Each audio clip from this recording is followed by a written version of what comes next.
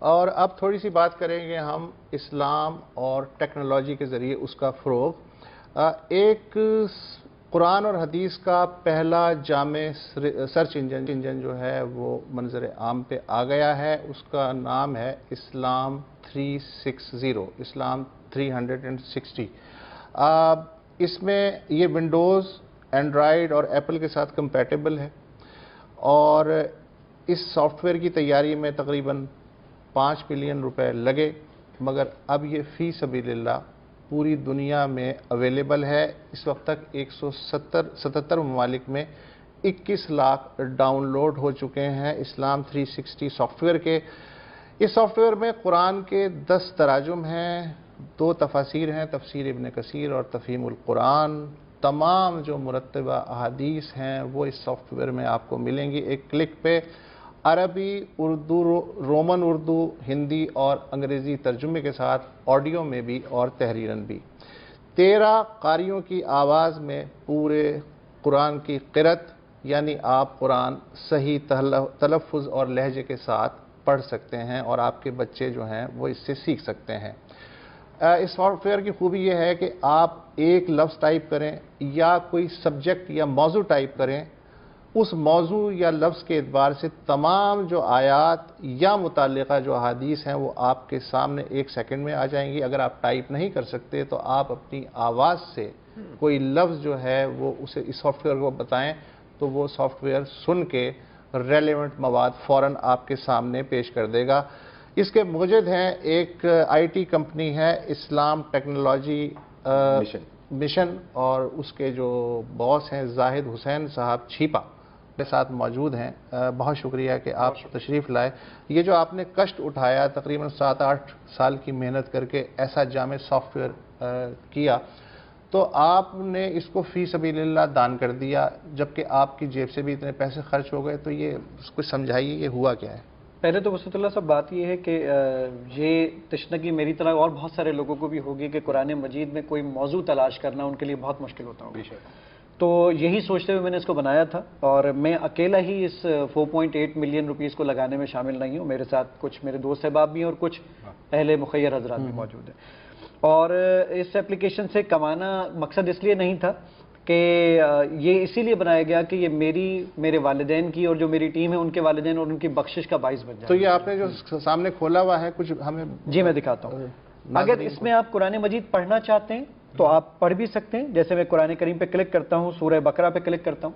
آپ اگر اس آیت کو سننا چاہتے ہیں یا پڑھنا چاہتے ہیں تو جسٹ کسی بھی آیت کے اوپر یہ آپ نے فنگر سے کلک کیا تو یہ آیت آپ کے سامنے چل جائے گی. آپ یہ چاہتے ہیں کہ میں اس آیت کو یاد کرنا چاہوں تو ریپیٹ کی فیسلٹی ہے. یہ اس آیت کو 1 لاکھ مرتبہ چلائے گا جب تک آپ کو یاد نہ ہو جائے.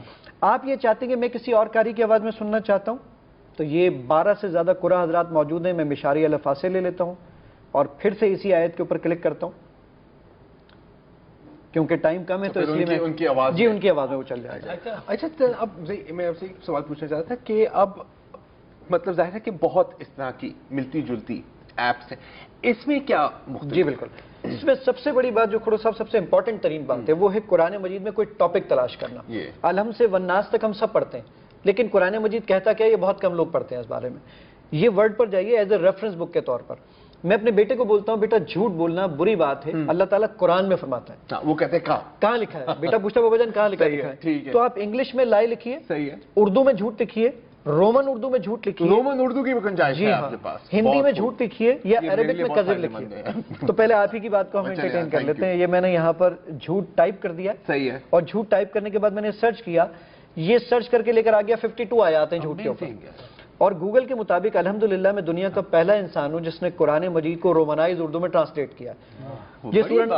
یہ میں نے کلک کیا اس کے اوپر. اب آپ اس کی اگر اردو پڑھنا چاہتے ہیں، یہ میں نے اردو پہ کلک کیا. وہ پوچھے گا اردو کس کی پڑھیں گے؟ شیعہ، سنی، اہل حدیث، دیوبند، تمام مکاتب فکر، تاکہ اتحاد بین المسلمین ہو سکے. یہ میں نے کلک کیا. آپ اس کو اگر سننا چاہتے ہیں تو آپ سن بھی سکتے ہیں. اچھا، سب سے اچھی بات یہ ہے کہ یہ انٹرنیٹ نہ بھی ہو تو یہ استعمال ہو سکتی ہے. آف لائن ہے. اس میں آڈیو کے لیے ایک دفعہ انٹرنیٹ چاہیے ہوتا ہے، باقی اس کی بھی ضرورت نہیں ہوتی. ایون جو ابھی وسعت اللہ صاحب بیان کر رہے تھے اس میں تفاسیر، تو میں ایک تھوڑی سی بات اور تصحیح کر دوں کہ وہ 2 تفاسیر نہیں، اس میں 4 تفاسیر. یہ مور پہ جب میں کلک کرتا ہوں تو یہ تفسیر آ گئی. اس میں تفہیم القرآن مولانا مودودی صاحب کی، تفسیر ابن کثیر، ڈاکٹر اسرار صاحب کی آڈیو تفسیر، مفتی سعید صاحب کی آڈیو تفسیر، یہ چاروں چیزیں اس میں موجود ہیں. ایون اگر آپ یہ چاہتے ہیں کہ میں قرآن کریم کے ایک ایک ورڈ کی ڈکشنری دیکھنا چاہوں، 77,881 ورڈز ہیں قرآن مجید میں. ہر ورڈ کی اگر آپ ڈکشنری دیکھنا چاہیں تو یہ دیکھیے ایک ایک ورڈ عربی میں، اردو میں یہ میں نے مردن پہ کلک کیا، مردن اردو میں کس کو کہتے ہیں، یہ پوری اس کی ڈکشنری آپ کے سامنے موجود ہے.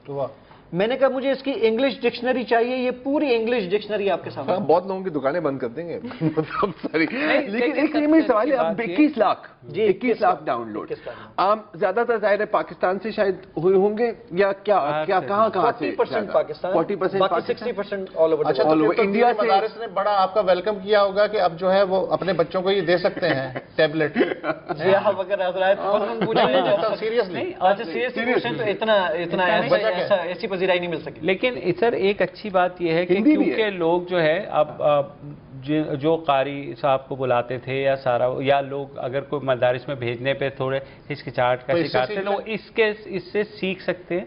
اور جتنی اس میں آپشنز ہیں تو میں تو کہتا ہوں اپنے بچوں کو تو سب سے پہلے میں ہی اس کو ریفر کروں گا. اچھا علماء حضرات کا کیا خیال؟ جی علماء کی اس میں سرٹیفکیٹس موجود ہیں جس کے اندر یہاں پر آپ کے پاس علماء کے ڈفرینٹ علماء کرام کے میں نے سرٹیفکیٹس یہاں پہ لگا رکھے جن لوگوں نے پذیرائی کی ہے. نو ڈاؤٹ اس سے کوئی انکار نہیں ہے، لیکن مدارس میں سے انٹروڈیوس کرائیں گے؟ نہیں، ایسی کوئی بات کسی نے بھی نہیں کی.